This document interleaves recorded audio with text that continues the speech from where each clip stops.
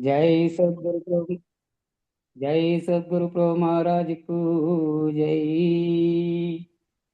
गुरु ब्रह्मा गुरुर्विष्णु गुरुदेवो महेश्वरः। गुरु साक्षात् परब्रह्मा तस्मै श्री गुरुवे नमः। गुरुवे सर्वलोकानां विषजे भवरोगिणां इति सर्वविद्यानां श्रीदक्षिणामूर्ति नमः।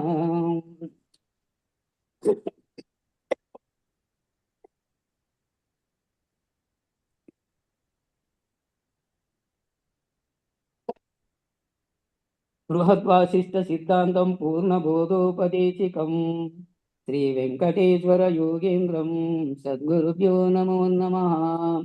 ఆత్మానాత్మ అతీతమనిశం కేవలాత్మోపదేశికం శ్రీ వేముల రామయ్యార్య యోగేంద్రం సద్గురుభ్యో నమో నమః. చరాచరమతీతం చ అచల పూర్ణోపదేశికం శ్రీ పూర్ణానంద పుల్లయార్య సద్గురుభ్యో నమో నమః. పూర్ణబోధసుధానిధిం పూర్వపుణ్యఫలప్రదం వేదాంతానంద సద్గురుం వెంకటరమణార్య గురుం భజే. పూర్ణానంద పుల్లయార్య పుత్రరత్న మహాగురుం విష్ణానంద విభం దైవం కృష్ణమూర్తి నమో నమః. పరబ్రహ్మానందవర్షం పరాపర సమాదర్శం జ్ఞానాజ్ఞానతీతానంద శ్రీ అశ్వత్థార్య నమోస్తుతే. సర్వకాలాకాల ప్రత్యక్షం సర్వోత్తమ సుశాశ్వతం విరహితానంద గురుం శ్రీ వెంకటదాసార్యం గురుం భజే. అస్మద్గురు సమారంభం కృష్ణ సాందీపమాధ్యమాం ఓంకారపీఠ పర్యంతం వందే గురు పరంపరం. జై సద్గురు ప్రభు మహారాజుకు జై. ఈరోజు శివరామ దీక్ష చూర్ణం చెప్తాను. శ్రీమద్గురు కరుణా కటాక్ష వీక్షణ విచక్షణ సంపూర్ణ ఋగ్యయజు సామదర్వణ తర్క వ్యాకరణ మీమాంస పాఠ ప్రభాకర వేద వేదాంత శాస్త్రాగమ అష్టాదశ పురాణి ఇతిహాస పరిశీలనం శిష్యజన పరిపాలనం నిత్యానిత్య వస్తు వివేక ఇహ మూర్తార్థ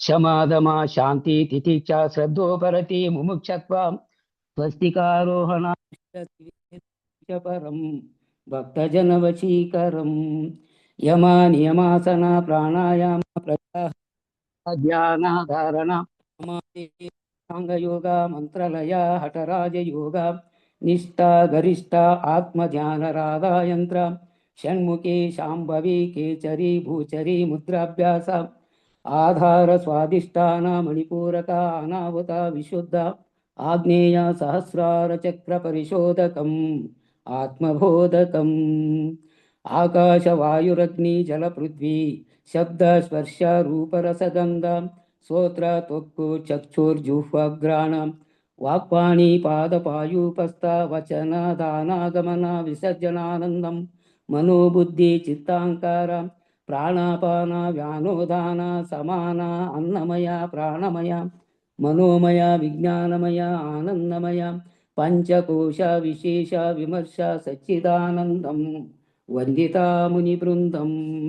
స్థూల సూక్ష్మ కారణ మహాకారణ విశ్వ తైజస ప్రాజ్ఞ ప్రత్యగాత్మ సత్వరజస్తమ శుద్ధ సాత్విక జాగ్రత్ స్వప్న సుషుప్తి తుర్యావస్థ అకారో ఉకార మకార ఓంకార మాతృకా చతుష్టయ విచారణీయం తను చతుష్టాతిశయం ఈశ్వర తనుష్టయ విరాట్ హిరణ్యగర్భ అవ్యాకృత సర్వసాక్షి సద్యోజాత వామదేవ అఘోర తత్పురుష ఈశాన పంచబ్రహ్మ శరీర నివృత్తి ప్రతిష్ట విద్యాశాంతి శాంతాతీత పంచ విషయ క్రియాశక్తి ఇచ్ఛాశక్తి జ్ఞానాశక్తి ఆదిశక్తి పరాశక్తి పంచకళా బ్రహ్మ విష్ణు రుద్ర ఈశ్వర సదాశివ పంచకర్తృ ఉత్పత్తి స్థితి ప్రళయ సర్వసాక్షి సూర్యచంద్రాగ్ని బ్రహ్మానంద అధియస్థాన సర్వకర్తృత్వ సర్వపాలకత్వ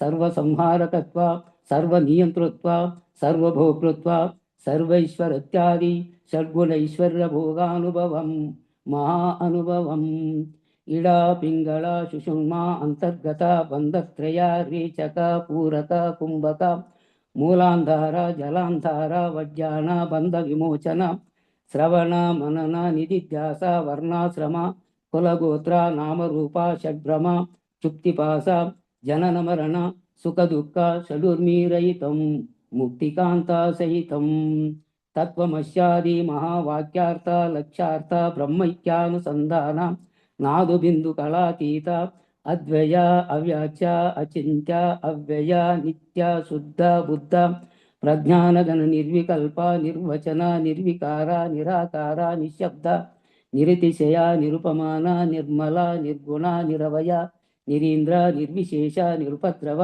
నిషిద్ధ నిష్కర్మ నిష్కళంక నిష్ప్రపంచ నిరంజన నిరాభాస సర్వవికార శూన్య సహజామనుష్క రాజయోగ సమాధ్యక్షం శివరామదీక్షితం తచ్చరణ సరసీరువగళ సంజనిత మకరంద బిందు సందూవ స్వాదముత్త భృంగాయమాన శ్రీమత్ కంబాలూరి అప్పబ్రహ్మ ప్రియ శిష్యరత్న పరశురామాన్వయాంబోధి శరద్రాకార పూర్ణ సుధాకర శ్రీమత్ కౌండిన్యమౌని గోత్రోద్భవ కోటీశ్వర నామధేయ తత్పత్ని శుభమాంబ గర్భ సంజాత వెంకట నారసింహదాసోహం సతతం భజామి.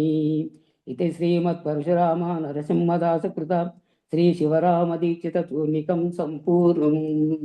జై సద్గురు ప్రభు మహారాజ్ కు జై. జై శ్రీ పూర్ణానంద పుల్లయారి సద్గురు ప్రభు మహారాజ్ కు జై. ఇందుగల గురు భక్త మండలికు జై. గురు పరంపరముకు జై. జై సద్గురుదేవ. జై గురు. అందరికీ జై గురు. గురు పరంపరంకు జై.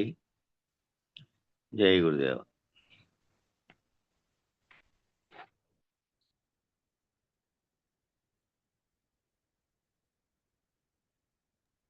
కాబట్టి సృష్టిలో ఏ రకమైన మార్పులని అయినా సరే అంతరంగికంగా చేయాలి అంటే అంతరంగిక పరిపక్వత పొందాలి. పరిపక్వత చెందడం అంటే లోపల హృదయంలో ఏర్పడే భావాలతో లోపల పరిపక్వత చెందడం. బాహ్యంగా పరిపక్వత చెందడం అంటే చిన్న పిల్లవాడి కాటి నుంచి పరిణామం శరీరంలో జరగడం, అదేమో బాహ్యంగా జరిగేటువంటి స్థూల పరిణామం.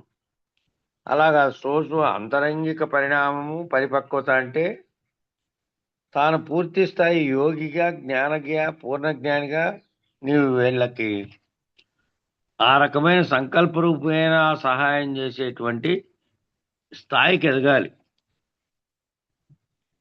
నువ్వు అటువంటి సంకల్పాలను కలిగి నువ్వు వాళ్ళకి ఏదైనా తెలిపి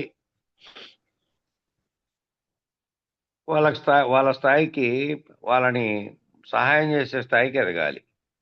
మైత్రేయ సంఘంలో దైవీ ప్రణాళికను అనుసరించి సకల మానవాళి యొక్క లోక కళ్యాణానికి పాటుపడేటువంటి ఔన్నత్యాన్ని పొందాలి నువ్వని పరమాత్మ చెప్తారు. గీత దర్శనం అనేటువంటి గ్రంథాన్ని మీరు అధ్యయనం చేస్తే భగవద్గీత వ్యాఖ్యానాలలోకెల్లా విభిన్నమైనటువంటి ఉత్తమమైనటువంటి వ్యాఖ్యానం గీతా దర్శనం. ఇదైతే మనం చూడలేదు. మనము జ్ఞానేశ్వరి భగవద్గీత అయితే అది తెల్లవారుజామున జరిగింది కార్యక్రమము.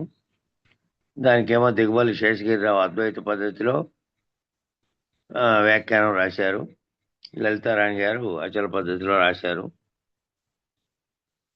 దానిలో మనం కార్యక్రమం ద్వారా విన్నామనుకోండి. తెల్లవారుజామున 3 సంవత్సరాలు జరిగింది.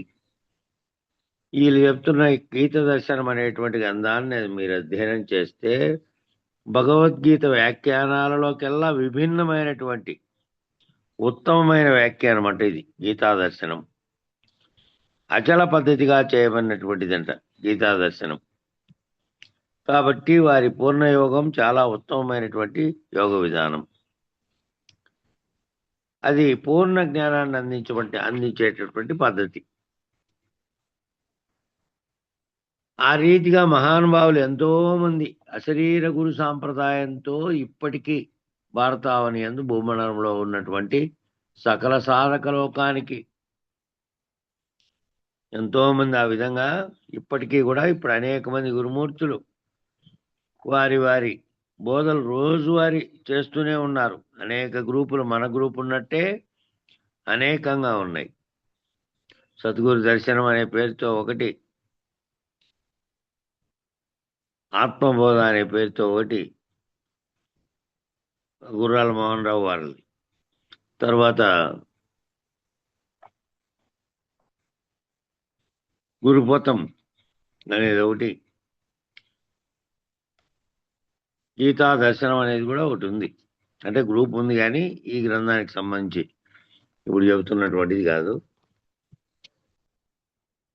ఇట్లా ఏర్పడుతున్నటువంటి, ఇట్లా బోధిస్తున్నటువంటి మహానుభావులు ఎవరెవరో, ఎందరో రోజువారీ ప్రణాళిక వాళ్ళకి ఇదే, వేరేది లేదు. చాలామంది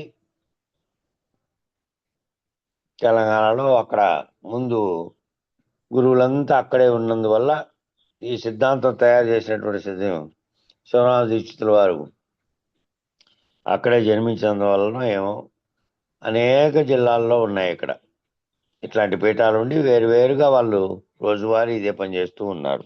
ఎంతో మంది మహనీయులైనటువంటి అశరీరులైనటువంటి గురుమూర్తులు ఇప్పుడు కూడా.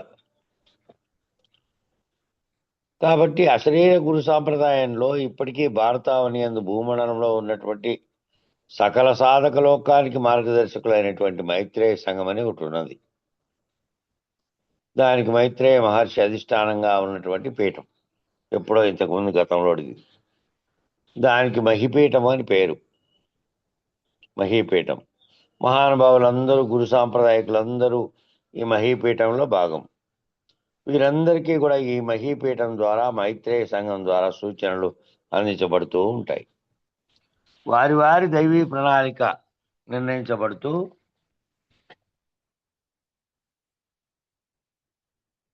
వారి వారి దైవీ ప్రణాళిక, దీనికి సంబంధించినటువంటి విచారణ అంతా దైవీ ప్రణాళికే. మనం ముందుగా ఇన్ని గంటలకి చదువుకోవాలి, ఈ విధంగా ఇది చేయాలని ఓ ప్రణాళికతో ఉన్నామనుకోండి. వాళ్ళు ఆ దైవీ ప్రణాళిక ద్వారా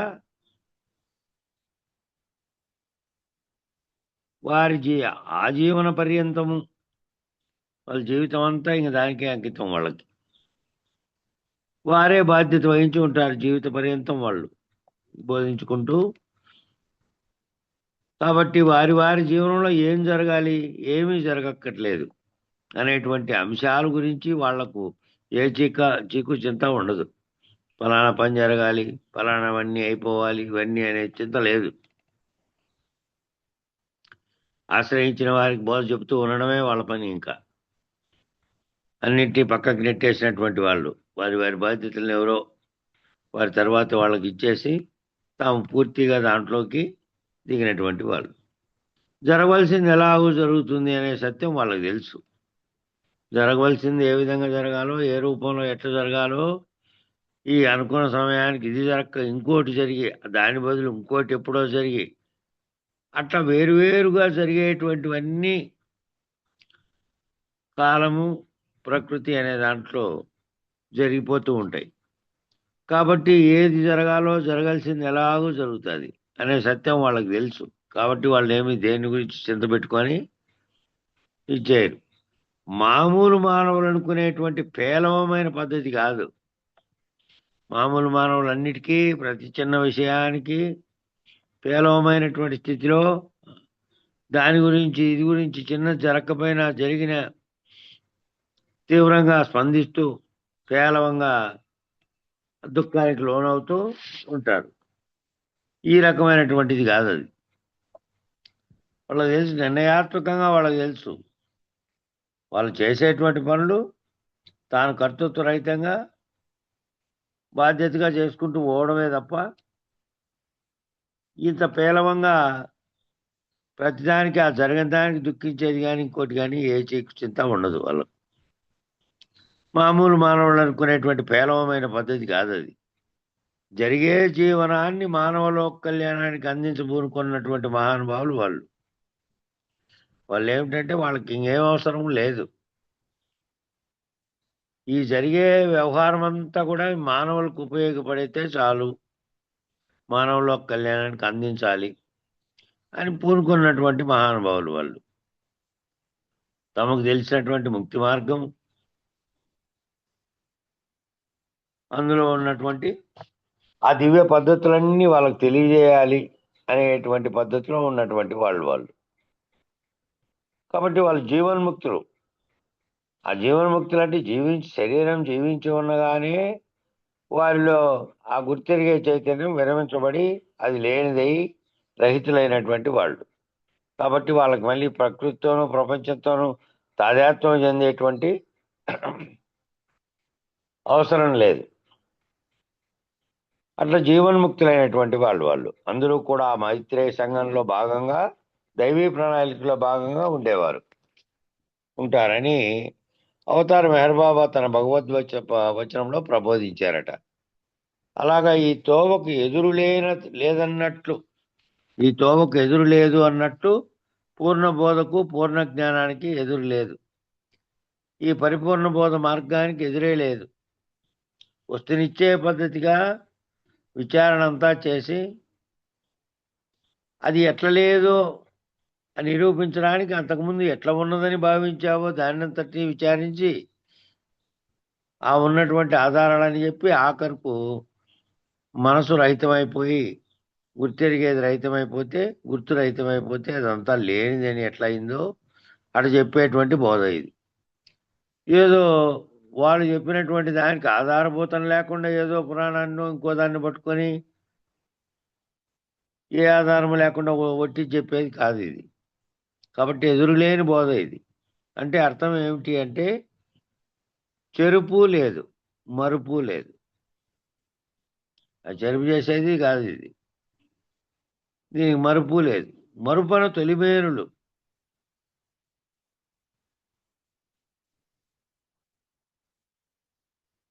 ఎరుకన మలిమేనులు 4 అనేటువంటి కందార్థం కూడా వస్తుంది. అంటే మధ్యలో వస్తుంది అది. కాబట్టి 3, 4వది మరుపన తొలిమేనులు 3, ఎరుకన 4వ శరీరం ఈ 2 అని వస్తాది. అదే వస్తాదని ఈడ ఉదహరిస్తున్నాడు.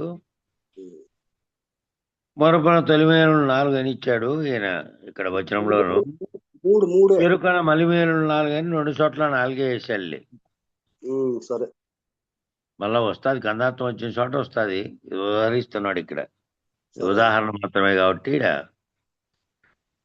కాబట్టి 3గా ఉండేటువంటి స్థూలంగా ఉండే 3 ఆ తొలిమేనులు చెప్పాడు, స్థూల సూక్ష్మ కారణం. మళ్ళా మరుపు అనేటువంటి దాన్ని ఏం చేశారు? మరుపు, దీన్ని మరుపు చెంది ఉండడం, ఈ 3వ స్థలాన్ని మరుపు చెందినట్టు స్థితిలో ఉండే ఏదైతే ఉందో తుర్యాన్ని కూడా మరుపు అని ఉదాహరించినారు. కాబట్టి ఆ మలిమేనుగా చెప్పబడినది అది. మరుపన తొలిమేనులు 4, ఎరుకన మేనులు 4 అనేటువంటి కందార్థం వస్తుందని చెప్తున్నాడు. వచ్చినప్పుడు 3 ఇది 3, 4. ఎవరమ్మా ఎప్పుడు పడితే జాయిన్ అయితేనే మ్యూట్ చేసుకోవాలా, మధ్యలో జాయిన్ అవుతున్నాం మేము అనేది గుర్తుపెట్టుకోవాలి మీరు.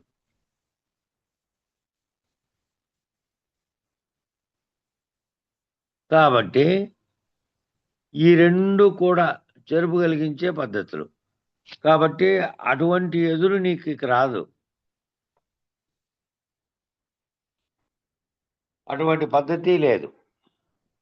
ఎప్పటికీ నీవు ఎరుక పద్ధతిగా ఉండగలిగే అవకాశం ఉండదు. ఇంకా ఈ బోధలో, ఈ మార్గంలో, నువ్వు ఈ విచారణ పద్ధతిలో ఇక ఎప్పటికీ మళ్ళీ ఎరుక మార్గంలో ఎరుక పద్ధతిగా ఉండి చేసేది లేదు. నీ భావనలో, వ్యవహారార్థమై నువ్వు అది వ్యవహరించినప్పటికీ కూడా అప్పుడు కూడా నీకు తెలుసు ఆ లేని ఎరుకలోనే నేను చేస్తున్నానని. కాబట్టి ఎంతమంది నిన్ను శబాష్ అన్నా కూడా అదంతా మరుపు పద్ధతి. ఎంతమంది శబాష్ అనడం కూడా ఆ పద్ధతిలో నువ్వు గొప్పగా సాధించావులే అని అనడము, బాగా తెలుసుకున్నావు అనడము, శిష్యుని మెచ్చుకోవడం కోసం ఆ గురువు అన్నప్పటికీ కూడా పదుగురు నేను మెచ్చేటట్టు చేస్తాను అని తెలుసు ఆయనకు కూడా. అదంతా అది కూడా అదే పద్ధతిలో ఆ ఎరుక మరపు అనేటువంటి ఆ రెండు ఆ తెలుసుకునే వరకే, తెలుసుకునేటప్పుడే ఉన్నవి అవి. లేదంటే మొత్తమే రహితం అయిపోయిన తర్వాత ఏమీ లేవు. ఎంతమంది నిన్ను అభిమానించినా ఆశ్రయించినా కూడా అదంతా కూడా ఎరుక పద్ధతే. నిన్ను అభిమానించి నువ్వు చెప్పే బోధను ఆహా ఓ బాగుంది అనుకొని వాళ్ళంతా అభిమానించి నీ దగ్గరికి చేరినప్పటికీ ఆశ్రయించింది కూడా ఎరుక పద్ధతే. చాలా మంది ప్రతి శిష్య గణం గురించి చింతిస్తూ ఉంటారు. ఆ శిష్యుల గురించి మళ్ళా వాళ్ళ శిష్యుల గురించి చింతిస్తూ ఉంటారట. ఈ శిష్య ప్రశిష్యులు అందరూ కూడా అంతా కూడా ఎరుకలోని వారు కదా. శిష్య ప్రశిష్యులుగా ఉన్నంత వారంతా మళ్ళీ వాళ్ళు వారి గురుమూర్తి యొక్క అశరీరత్వ స్థితిలోకి వాళ్ళు కూడా రహితమై దాటుకుంటే ఇక వాళ్ళు మేము శిష్యులుగా ఉన్నామనే భావనలో లేకుండా గురువుతో మమేకమైనటువంటి ఏకత్వ స్థితి సాధించే వరకు వీళ్ళు వేరుగాను వాళ్ళు వేరుగా, వాళ్ళు బోధించేవారుగా ఉంటే వీళ్ళు బోధ వింటున్నటువంటి వారుగా, ఎరుకలోని వారుగా, ఎరుక పద్ధతిలోనే తెలుసుకుంటున్నారు. ఆయన లేనెరుక పద్ధతిలో ఆయన వచ్చి బోధిస్తున్నాడు ఎరిగినటువంటి గురువు. కాబట్టి నిజ శిష్యుడొక్కడు చాలడా నిజ గురువునకు అని ఆర్యోక్తి. నిజ శిష్యుడు ఒక్కడుంటే నిజ గురువుకు చాలు, మళ్ళా ప్రపంచానికి చాడతాడు. చాలామంది ఏమి అక్కర్లే. చాలామంది అంతా చరిత్రలో మళ్ళా మేము తీసుకున్నాం ఈ బోధ, దీని గురించి మళ్ళీ తెలుసుకోవాలనే వాళ్ళు కూడా లేకుండా కూడా గుంపులు గుంపులుగా ఏదో అప్పట్లో తీసుకున్నట్టున్నారు. ఇక అట్లా తీసుకుంటే కొంతమంది కొద్దిగానే శిష్యులు ఉంటే 40-50 మంది శిష్యులు కూడా లేరు రామకృష్ణ పరమహంసకు. వాళ్ళలో ఒకే ఒక నిజ శిష్యుడు బయటికి తేలి వివేకానందుడు ఖండాంతరాలకు వ్యాపింపజేశాడు ఆయన చెప్పిందాన్ని. అట్లా ఒకరు ఒక శిష్యుడు ఉంటే చాలు కదా నిజ గురువుకు. అటువంటి నిజ గురువుకు నిజ శిష్యుడు ఒక్కడైతే చాలు, చెప్పగలిగేవాడు, ప్రపంచానికి చాటగలిగేవాడు. ఒక్కరు చాలదా సరి అయిన వాడు, తనను గురుపదం నుంచి విముక్తి కలిగించేవాడు. ఆయన్ను మళ్ళా గురుపదం నుంచి విముక్తి కలిగించేవాడు ఎవడో వాడు నిజమైన శిష్యుడట. ఆయన ఎందుకు గురుపదం నుంచి తొలగించేవాడంటే ఆయన మళ్ళీ లేనెరుకలేకి దిగొచ్చాడు కాబట్టి బోధించడానికి. బోధించే కొరకు తాను పరము తెలుసుకున్నప్పటికీ, తాను అశరీరుడుగా ఉన్నప్పటికీ తనను ఆశ్రయించిన శిష్యుడిని బోధ చెప్పడానికి వచ్చినటువంటి వాడు. అటువంటి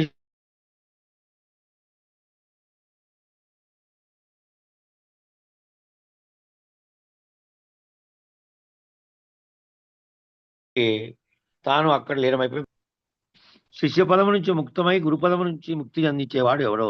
శిష్య పదం నుంచి తాను శిష్యుడుగా ఉన్నాడు, దాంట్లో నుంచి ముక్తమై గురువుతో ఏకమైతే తాను గురుస్థితికి పోయా. ఆ గురుపదం నుంచి ముక్తిని అందించేవాడు. ఇంకా ఆయన బోధించాల్సిన పని లేదు, బోధించి చేర్చాడు ఈయన్ను. ఎవడో ఆ నిజగురు సాంప్రదాయం, ఆ నిజ శిష్య పద్ధతే సరైన పద్ధతి.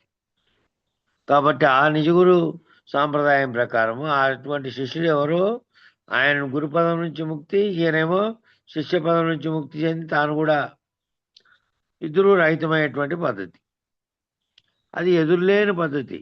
ఇదిగో నేను చేసేది మరి వింటివేని చెంచల బుద్ధి మానుంటివేని. ఇదిగో నేను చేస్తున్నా నిన్ను, నువ్వు గనక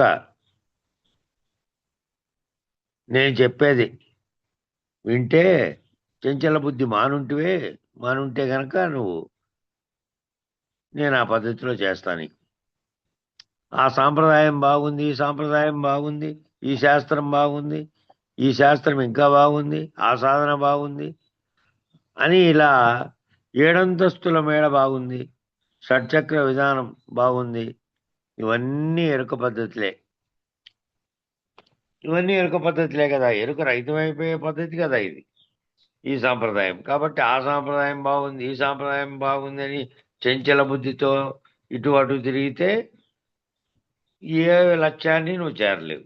ఆ లక్ష్యాన్ని చేరి నిర్ణయాత్మకంగా మారలేవు. అవన్నీ ఎరుక పద్ధతులు కదా, అది చెంచల బుద్ధి కదా. ఆశ్రయించిన వారందరూ వచ్చి ఏమడుగుతున్నారంటే, ఏమండి మమ్మల్ని మేడ కొనుక్కోమంటారా లేదా, లేకపోతే పేడ కొనుక్కోమంటారా, ఏం చేయమంటారు?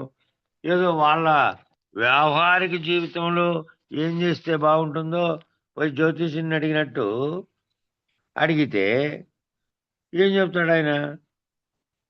ఏం చేస్తే బాగుంటుంది ఇట్లాంటివన్నీ అడిగితే? కాబట్టి ఏం చేయమంటారనే వాళ్ళు వస్తున్నారంటే ఎక్కడో లోపం వచ్చింది, వాళ్ళకి ఈ బోధ అర్థం కాలే. గురువుని ఆశ్రయించాము, ఆ గురువుని అడుగుదాం చాలు.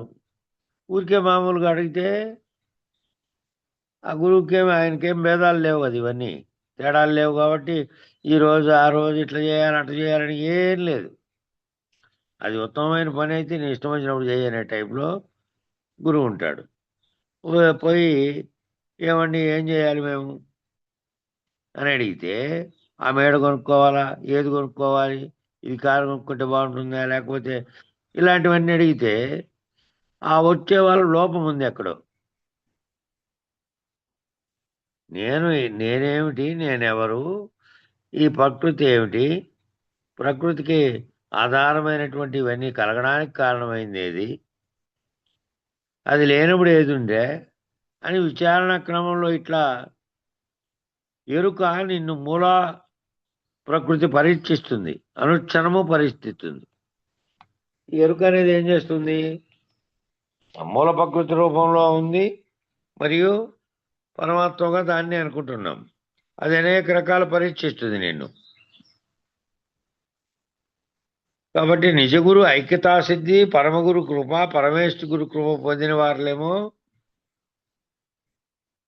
నన్ను బంగారం కొనుక్కోమంటావా, మేడ కొనుక్కోమంటావా, బట్టలు కొనుక్కోమంటావా, పెళ్లి చేసుకోమంటావా, పిల్లల్ని కనమంటావా అని ఐహిక లోక పద్ధతుల గురించి వారిని అడిగామనుకోండి, ఏమి చెప్పగలరు వారు? వారేమో ఐహిక విషయాలు కాదు కదా, పరమునకు సంబంధించిన విషయాలు వాళ్ళు తెలిపేది. నిన్ను ఈ ఇహలోకపు వ్యవహారాల నుంచి దాటించడానికి ఉన్నారు వాళ్ళు. వాళ్ళు ఏదో ఇది జరిగితే ఇట్లా చేస్తే నీకు మేలవుతుంది, వేరే వాళ్ళు చెప్పినట్టు ఇదిగో ఈ మార్గంలో పో నీకు సంపద సమకూరుతుంది, ఏమి అన్ని రకాలుగా అట్లుండే వాళ్ళు కొందరు ఉన్నారు.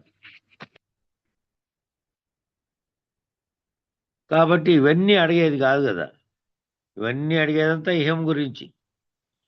వాళ్ళు ఇట్లాంటివి అడిగినప్పుడు ఏం చేస్తారు? వాళ్ళు మౌనం వహిస్తారు.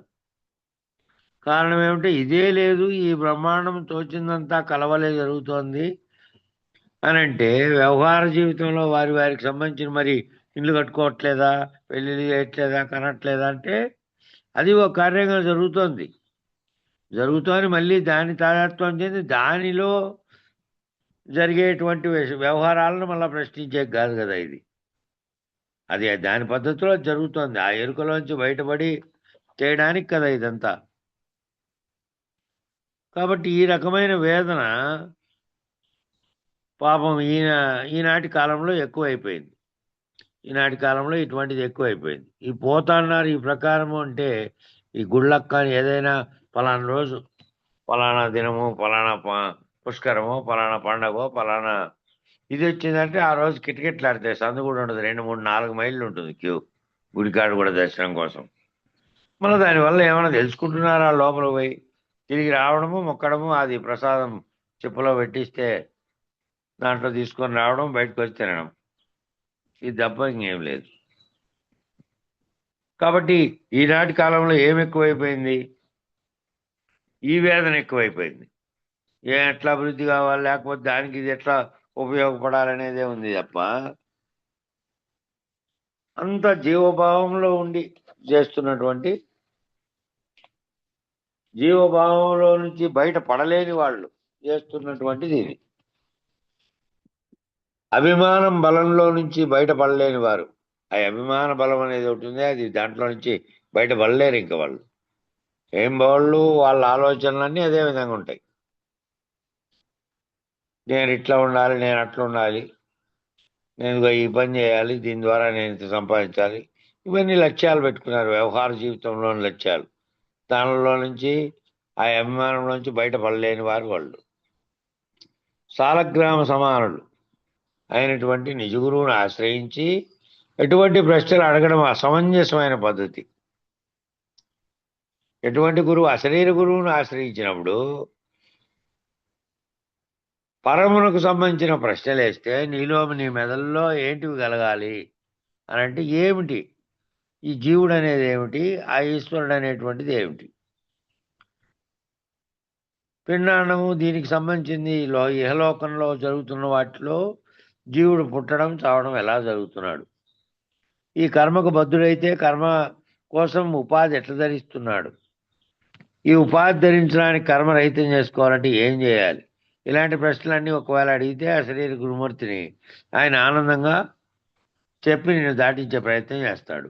అట్లాంటివి కాకుండా ఇట్లా ఇహలోకంలో నీకు సంబంధించినటువంటి ఏ మనసులో కోరికలన్నీ ఉన్నాయో దానికి సంబంధించినవన్నీ అడిగితే ఏం చెప్తాడు ఆయన? చేసుకోపప్ప వ్యవహారం ఏదో ఒకటి చేసుకోపట్టే ఆ వ్యవహారం అంతా ఎరుకకు సంబంధించిందే. అటువంటి అశరీర గురువుని పోయి ఇటువంటి ప్రశ్నలు అడగడం అంతా అసమంజసమైనటువంటి పద్ధతి. దాన్నే చంచల బుద్ధి అంటారు. అట్లా చంచల బుద్ధిలో ఉన్న వాళ్ళు ఆ ప్రశ్నలు అడిగితే ఏం చెప్పేది? కాబట్టి ఇదంతా పిండాండ పరిధిలో, ఇంద్రియ పరిధిలో, విషయ పరిధిలో కొంతమంది ఉన్నారు. ఇవన్నీ ఏమిటి జరుగుతున్నాయి? పిండాండ పరిధిలో తాను జీవుడుగా, ఇంద్రియాల పరిధిలో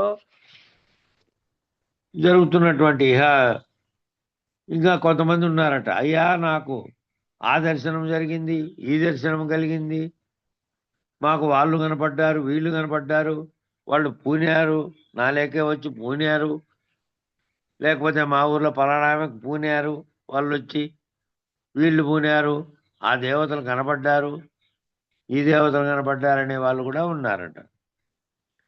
ఇవన్నీ ఏవి? మానసిక చాంచల్యం అంతా ఇది. ఇదంతా జరిగేది కాదు. ఇదంతా సమిష్టి సూక్ష్మము, చైతన్యము. వీళ్ళకి దేవతలు కనపడ్డము, దేవతల గురించి తెలుసుకుని ముందు దేవతలనే పదం ఎందుకు పెట్టారు? కేవలం అది దివ్యత్వము అనే దాంట్లో నుంచి వచ్చింది. వాళ్ళు మనలాగా మానవుల ఆకారం అనుకొని అది చూసి చూసి చూసి ఆ సినిమాల్లోనూ లేకపోతే ఇక్కడ గుళ్ళలో విగ్రహాలను చూసి మనలాగా ఉన్నారేమో, కాళ్ళు చేతులు ఇవన్నీ ఉండి అవన్నీ గదలు ధరించి ఇవన్నీ ఉన్నాయేమో, కిరీటాలు పెట్టుకుని అన్నట్టు వీళ్ళు చూస్తున్నారు. నిజానికి అది ఒక దివ్యత్వ శక్తిగా ఉన్నటువంటి నీలో ఏదైతే నిన్ను అధిష్టానంగా ఉండి సర్వమును నీలో కల్పించి నడిపిస్తూ ఉన్నదో అటువంటి చైతన్యమే అది. ఆ చైతన్య శక్తి వల్ల బ్రహ్మాండం ఏర్పడి దాంట్లో పిండాండంగా ఉన్న జీవులు అనేకం ఏర్పడినాయి. కాబట్టి అదంతా విచారణ చేయకుండా, దాని గురించి లేకుండా ఈ విధమైనటువంటివన్నీ మనసులో వాళ్ళు దర్శనం ఇచ్చారు, ఈ విధంగా దర్శనమైంది మాకు, ఇట్లా అయింది అనేదంతా కేవలం చంచలమే. వీళ్ళంతా పూనడము శరీరంలోకి వచ్చి ఆ శరీరంలో పూనేదానికి కూడా ఒక సైంటిఫిక్ రీజన్ పెట్టారు. నిరంతరం అది భావనలో పెట్టుకొని ఆ భావనలో దాన్ని పెట్టుకొని తనలోకి వచ్చినట్టుగా ఊగిపోతూ ఉండడం అనేది ఒక హిస్టీరియా పద్ధతి. శరీరంలో మానసికంగా వాళ్ళు ఓ రకమైనటువంటి పిచ్చి అంటారు చూడండి, నా పిచ్చి నాది, అటువంటిది అది శరీరంలోకి వచ్చి పూనేది. శరీరంలోకి వచ్చి పూని సికింద్రాబాద్లో ప్రతి సంవత్సరము ముఖ్యమంత్రి పోయి ప్రారంభిస్తాడు ఉత్సవాలది. ఉజ్జయిని మహాకాళి గుడి అని ఉంది, ఆ ఉత్సవాలు జరుగుతాయి ప్రతి సంవత్సరం. ఆమె మొత్తం ఆ సంవత్సరం అంతా వానలు, పరిపాలన అన్నిటి గురించి చెబుతూ ఆమెకు పూనకం వస్తుంది. ఒక ఆమె ఇంతకుముందు వచ్చే ఒక ఆమె ఉంటే ఆమె ముసలామె చనిపోయింది, ఇంకొక ఆమెకు వస్తుంది. ఆమె వచ్చి దారిలో ఏర్పాట్లు సరిగ్గా చేయలేదు, పోలీసులు ఇట్లన్నారు అట్లన్నారు అనేది కూడా చెబుతుంది పూనకం వచ్చి. కానీ వ్యవహార జీవితంలోనే ఉంటూ తనలో ఊహించుకున్నటువంటివన్నీ ఆ పూని చెబుతూ ఉంటే ఇక అమ్మవారు చెప్పారని ఆ మరుసటి రోజు పేపర్ నిండా అదే. ఈ సంవత్సరం సరిగా వాన రాదంట, ఈ సంవత్సరం ఎక్కువ వాన వస్తుందంట, ఈ సంవత్సరం పంటల్లో కొంత భాగమే పడుతుందంట, మిగతా పంటలు పండవంట, ధాన్యం పంటలు అసలు పడవు, ఇవన్నీ చెప్తుంది. అంతా చెప్తుంది. మళ్ళీ సంవత్సరం అంతా గడిచి మనం కానీ పరిశీలిస్తే దాంట్లో సగం అన్ని విరుద్ధం జరిగింటాయి. కాబట్టి ఇదంతా ఏమిటి అంటే వీళ్ళ మానసిక అస్తవ్యస్తత. కాబట్టి ఇలా కనబడేదంతా ఏంది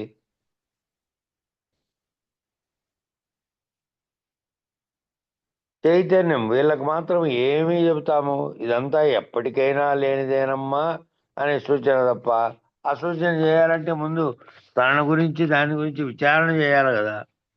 విచారణ ఏడ చేస్తున్నారు వాళ్ళు? విచారణ చేయకుండా ఉన్నటువంటి ఏది వాళ్ళకు తోస్తే దానితో చరించేటువంటి వాళ్ళు.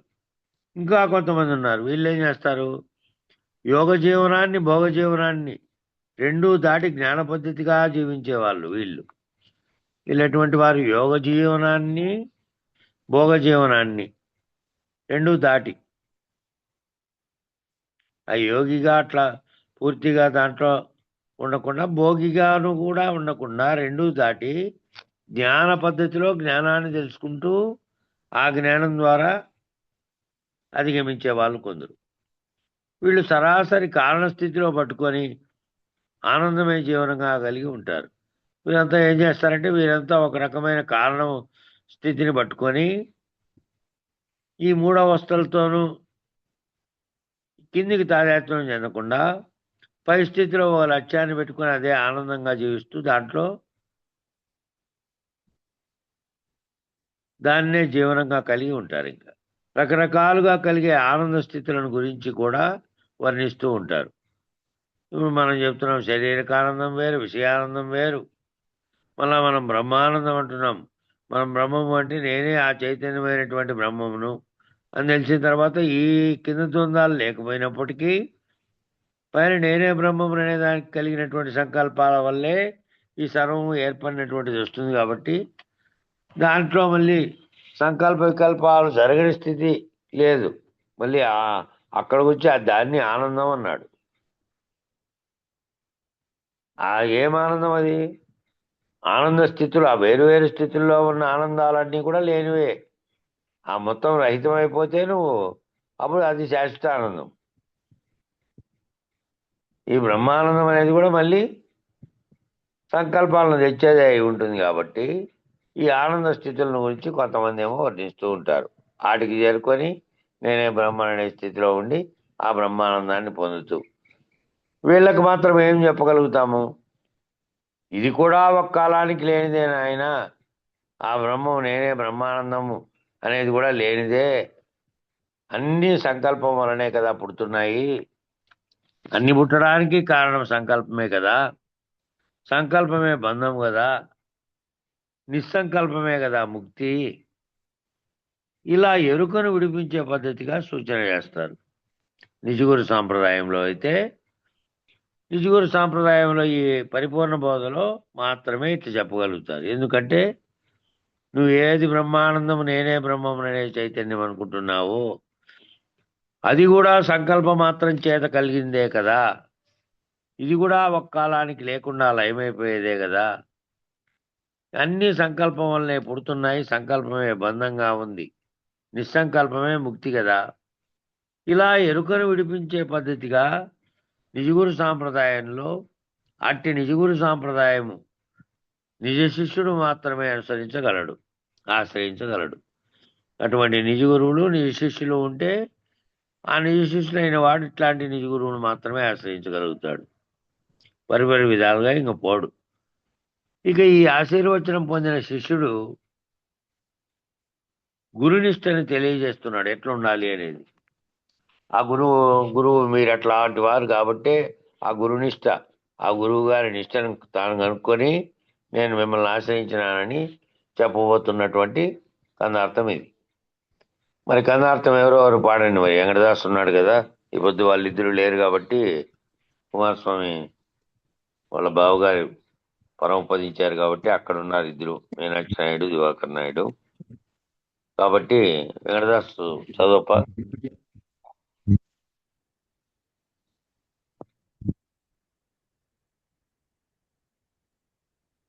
27 యావకంద నంబర్ చెప్పండి. 27 మీరంత వారు గనుకనే. మీరంత వారు గనుకని చేరితి మీ పాద సేవ సిద్ధించుటకై, ఏరింత వారు జగమున లేరని నామదికి దోచే లెక్కగా వినుడి, ఆజ్ఞకు మీరా లేదు కనుగొనుడి. ఏ రీతి వినుమంటే ఆ రీతి వినియేదా, మీరాన చూవండి తోరామౌ ఈ బోధ లెస్సగా వినుడి, ఆజ్ఞకు మీరా లేదు కనుగొనుడి.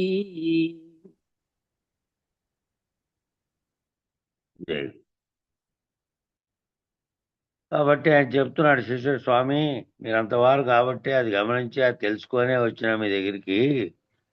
ఓ గురుస్వామి, మీరు అంతటి ప్రభావం కలవారు గనుకనే మీ పాదసేవ ప్రాప్తించుటకై మిమ్మల్ని ఆశ్రయించి తిని, లోకమున మీ వంటి మహానుభావులు లేరని నా మనం మనకు చక్కగా తెలియవచ్చింది.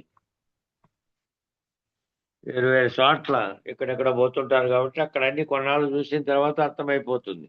ఎక్కడెక్కడ పోయినప్పటికీ వాళ్ళు భ్రాంతి విడిపిస్తున్నారా లేకపోతే లేదా, ఎట్లాంటి వాళ్ళు అనేది అప్పుడే అర్థమైపోయి అటువంటి గురువును ఎత్తుకుంటూ వచ్చినటువంటి శిష్యుడు కాబట్టి గుర్తించాడు ఇక్కడ. ఇగో ఈయనైతే గొప్పవాడు, ఈయనైతే నన్ను విడిపించగలడు, నాకు మార్గం చూపించగలడు అన్నట్టు. కాబట్టి ఓ గురుస్వామి, మీరంతటి ప్రభావం గలవారు కనుకనే మీ పాదసేవ ప్రాప్తించుటకై మిమ్మల్ని ఆశ్రయించినాను. లోకమును మీ వంటి మహానుభావులు లేరని నా మనకు చక్కగా తెలియవచ్చింది. లోకంలో మీరంటి మహానుభావులు లేరని నా మనసుకు తెలియవచ్చింది. ఇక నా మనవి ఏమనగా, మీ ఆజ్ఞను మీరను ఏ ప్రకారం వినమంటే ఆ ప్రకారం వినిదను. కాబట్టి ఇంక నాకు తెలిసింది కాబట్టి నా మనవి ఏమంటే, మీ ఆజ్ఞ నేను మీరను, ఏ ప్రకారం వినమంటే ఆ ప్రకారం వింటాను. మీరు దయచేసి వృతసూత్రపాయమైన ఈ బోధను చక్కగా బోధించవలనని భావం. ఏ విధంగా ఒక వ్రతం చేపూంతే ఏ విధంగా దాని కొరకు చేస్తారో అటువంటిది ఇది. ఈ వ్రతం ఎక్కడ మొదలైంది? నువ్వెవరో తెలుసుకునే కాడ మొదలైంది.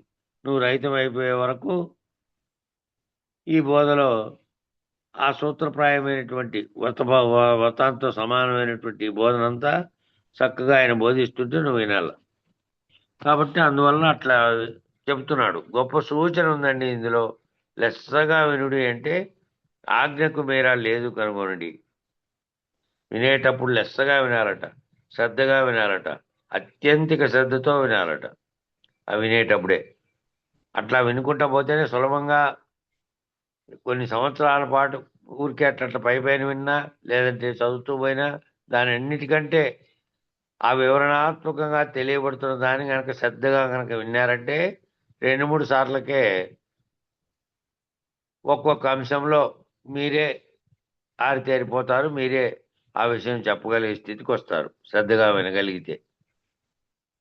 కాబట్టి ఎట్లాంటి శ్రద్ధ, ఎట్లా వినాలి? లెస్సగా వినాలి, ఎక్కువగా వినేదానికి ప్రాధాన్యత ఇవ్వాలి, శ్రద్ధగా వినాలి, మళ్ళీ అత్యంతిక శ్రద్ధతో వినాలట. విన్న శ్రవణ కాలములోనే దర్శనం అయిపోయేటటువంటి విధంగా వినాలట. ఏ అంశం చెప్తా అంటే ఆ అంశం నీ భావనలో లోపలికి అనుభవంలోకి వచ్చేయాలి. అట్లే నువ్వు దానితో అంతగా తాదాత్మ్యం చెందుతూ వినాలి. విన్నటువంటి కాలంలోనే, శ్రవణ కాలంలోనే దర్శనం అయిపోయే విధంగా జరగాలట. అలా విన్నవారు కన్నవారు ఎవరో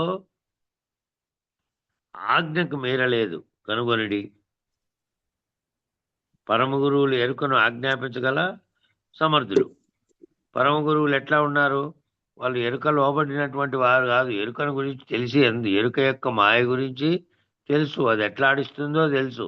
కాబట్టి దానికి లొంగినటువంటి వారు కాదు, దాన్ని దాటినటువంటి వారు. కాబట్టి ఎరుకను కూడా ఆజ్ఞాపించగల సమర్థులు వాళ్ళు. ఎరుకకు లోబడే వాళ్ళు కాదు. ఎందుకంటే అదంతా ఏమిటో ఎట్లా జరుగుతుందో దాని లీలా విలాసం అంతా తెలిసి దాటినటువంటి వాళ్ళు. పరమేష్ఠి గురువు ఎరుకను రహితపరచగల సమర్థులు. పరమేష్ఠి స్థితిలో ఉన్నటువంటి గురువు నీ ఎరుకను కూడా రహితపరచగల సమర్థులు. వాళ్ళు ఎరుకను దాటి ఉండడమే కాదు, నీ ఎరుకను రహితపరచడానికే వాళ్ళు చేస్తున్నది. ఒక ఆజ్ఞ వేశారంటే ఇతడు నా ఏలుబడిలో ఉన్నాడు, ఇతనిని అంటవలదు అని చెప్తే చాలట. మరలా ఆజ్ఞ అయ్యే వరకు ఎరుక అంటదట. అట్లనాటి ఇతను నా ఏలుబడిలో ఉన్నాడు, ఎరుక రహితమైనటువంటి స్థితిలో ఎరుక రహిత బోధన చెప్పి ఆయన ఎరుకను విడిపించేటువంటి స్థితిలో ఉన్నాడట. ఆ ఎరుక నువ్వు వచ్చి ఈయన కంటకు మళ్ళీ రహితమైపోయినటువంటి వాడిని అని చెప్తే చాలట. అంత శక్తివంతమైనటువంటి స్థితిలో గురువు ఉంటాడట.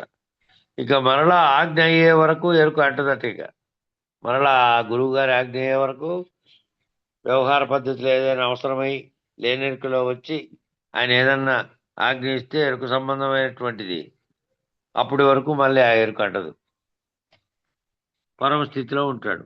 ఇది పరమ గురువు యొక్క కృప. మార్కండేయ పురాణంలో నా బాల్యంలో 7 ఏళ్ల వయసులో మా తాతగారు చెప్పారు. ఎవరు ఈయన మన ఈ గ్రంథం తాత్పర్యం రాసినటువంటి విద్యాసాగర్లు వాళ్ళు చెప్తున్నారు. ఆయన బాల్యంలో ఆయన 7 ఏళ్ళ వయసు ఉన్నప్పుడు వాళ్ళ తాతగారు చెప్పారట మార్కండేయ పురాణం.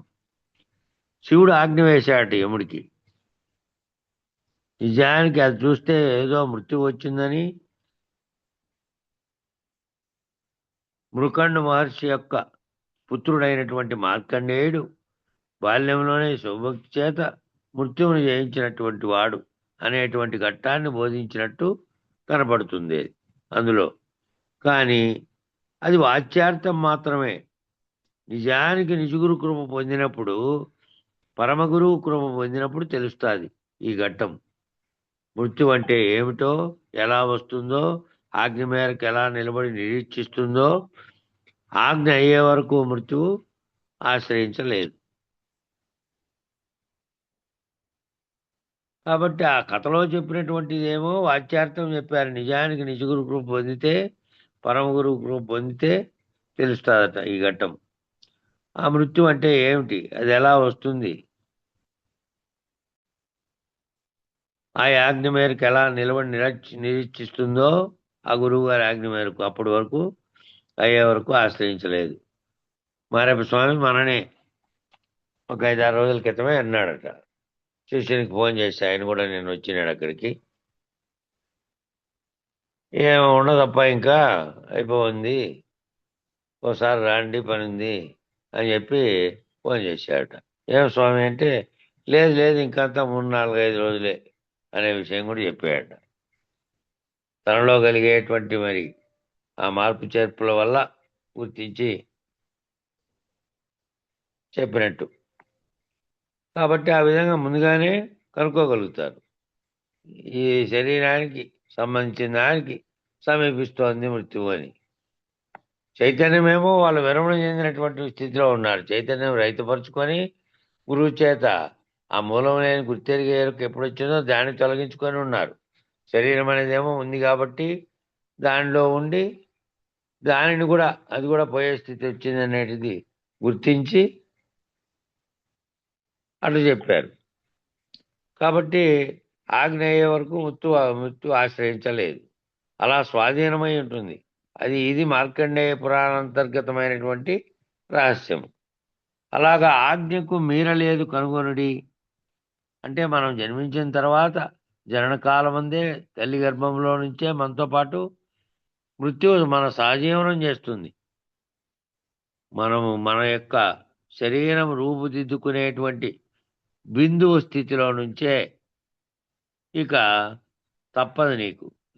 ఆ శరీరం తయారై జన్మించడం ఎట్లనో ఆ క్షణం నుంచే మృత్యువు నీతో పాటు సహజీవనం చేస్తుంది.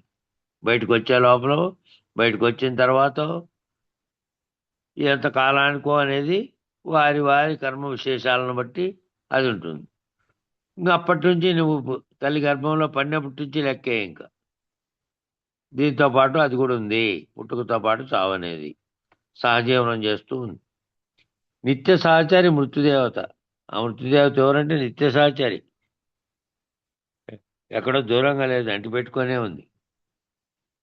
ఆ మృత్యువు ఈశ్వరుడే. ఆ మృత్యువు ఏమిటి, ఎవరి వల్ల కలుగుతోంది? ఆయనే లయకారుడు కదా. ఈశ్వరానుగ్రహం చేతనే కదా మృత్యువు లభిస్తుంది. ఆ ఈశ్వరానుగ్రహం అయిపోతే నీ టైం అయిపోయింది తప్ప అని పోతుంది. కానీ ఈశ్వరాజ్ఞకు లోబడి మృత్యువు పనిచేస్తుంది.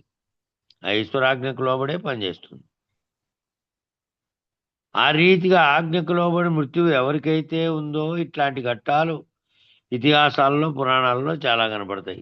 ఆ పురాణాల్లో చాలా కనపడతాయి. మృత్యువు అంటే ధర్మం ప్రకారం అవ్వాల్సిందే కదా అని అంటే దాన్ని వాయిదా వేసే పద్ధతిలోనో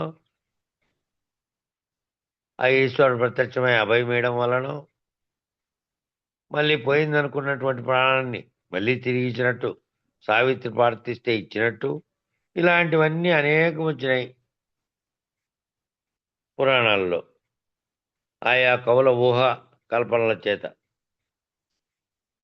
అవతార పురుషుల దగ్గరికి వచ్చి మృత్యు వచ్చి అయ్యా తమరు అవతారం చాలించే సమయం ఆసన్నమైందని గుర్తు చేసే సందర్భాలు రామాయణంలో మహాభారతంలో కూడా ఉంటాయి. అక్కడ కూడా ఉంటాయి. అయ్యా మీరు అవతారం వచ్చారు, మీరు ఫలానా దానికోసం వచ్చారు లక్ష్యాన్ని పెట్టుకొని, మీ అవతారం అయిపోయింది, ఇంకా చాలించండి శరీరాన్ని. నేను అలా మహర్షులుగా జీవించినటువంటి వారందరికీ మృత్యువు ఎదురేగి సమీపించి అర్థిస్తుందంట. ఆ మృత్యువు అయ్యా నాయనా సమయం అయిపోయింది, ఇంక రండి, మీరు వచ్చినటువంటి అవతారం, మీ అవతారం ముగిసిందని ఆ మునులందరికీ, మునులుగా ఉన్నటువంటి మహర్షులుగా ఉన్నటువంటి వారికి కూడా అయ్యా కాలంలో తమ అవతారం చాలించే సమయం వచ్చింది, విరమించే సమయం వచ్చింది అని వారి దేహాన్ని విరమింప చేయడానికి ప్రార్థిస్తుందంట. దేహం విరమించబడుతుంది, కానీ ఆ విరమించబడినటువంటి దేహం ఇక్కడే ఉన్నప్పటికీ అందులో నుంచి ఏది విరమించి దాటుకుంటోందో ఆ చైతన్యం ముందుగానే రహితమై ఉంటే మళ్ళీ ఉపాధిని వెతుక్కోవాల్సిన పని లేదు. అది కనుక రహితం కాకుండా ఉండింటే అదేమో మళ్ళీ ఉపాధిని, కర్మ ఫలితాలను అనుభవించడానికి ఉపాధి ఎత్తుకోవాల్సిన పని వస్తుంది. కాబట్టి మృత్యువు అటువంటి వారిని విరమింప చేయడానికి ప్రార్థిస్తుందంట మృత్యువు.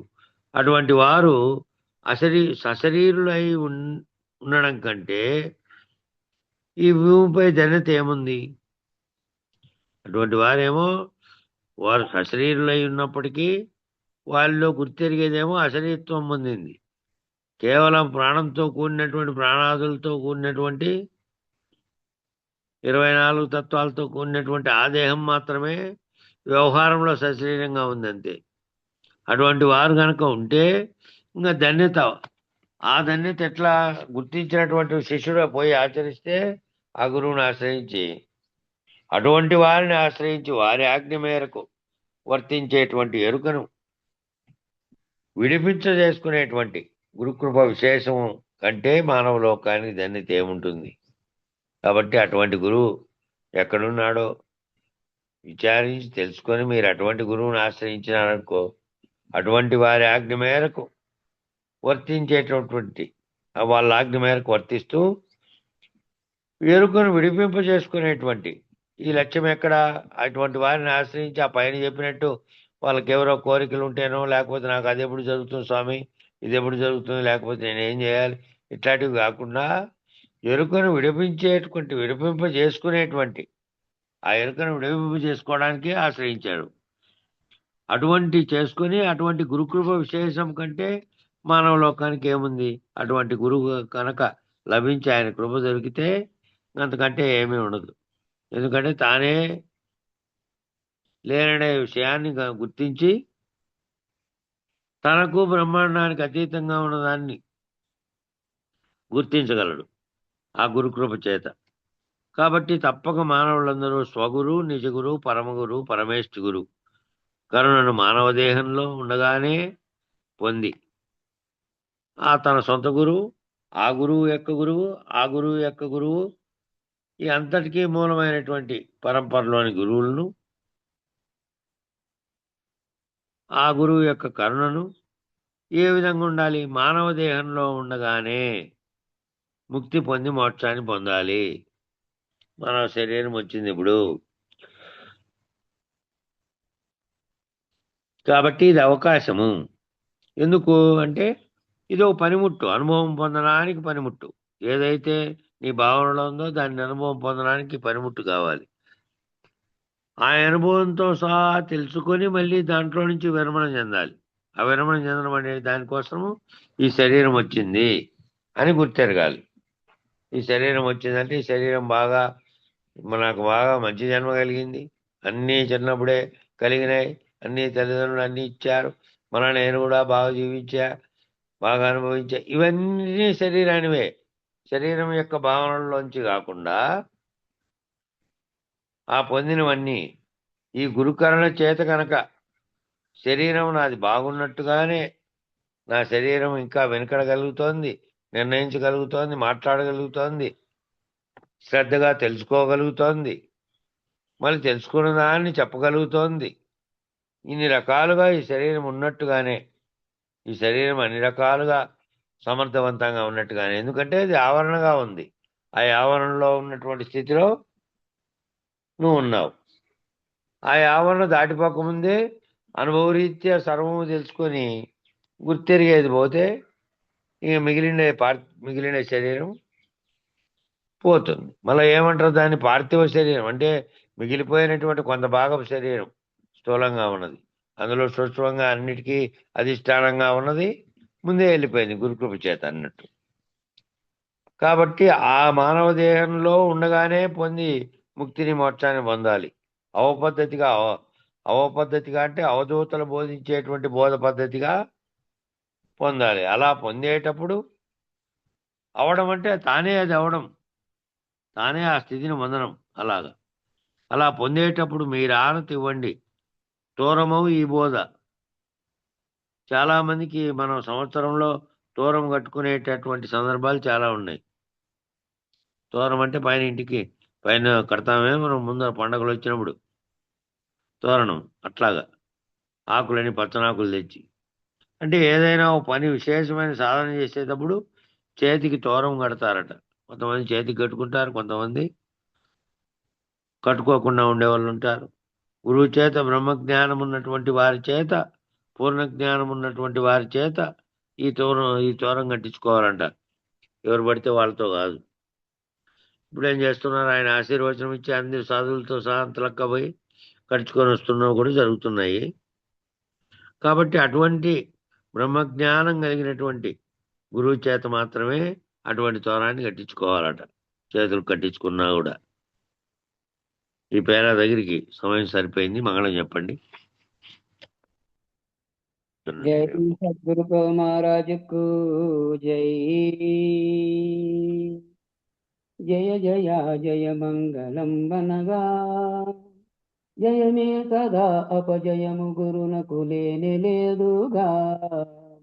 జయ శుభాశయ హారతులు మన జయము కొరకే గాని గురునకు జయము జందగ జేయవేయి జన్మముల నా చేతగాదని.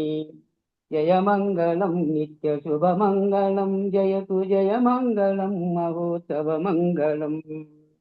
ఎల్ల కాలమునందు ఎడతెగని బ్రహ్మంబు తెల్లముగ శిష్యులకు తేటపరచి యుల్లము రంజల్ల కల్ల ఎరుకను మాల్పు పల్ల పోతుల పుల్లయారులకును.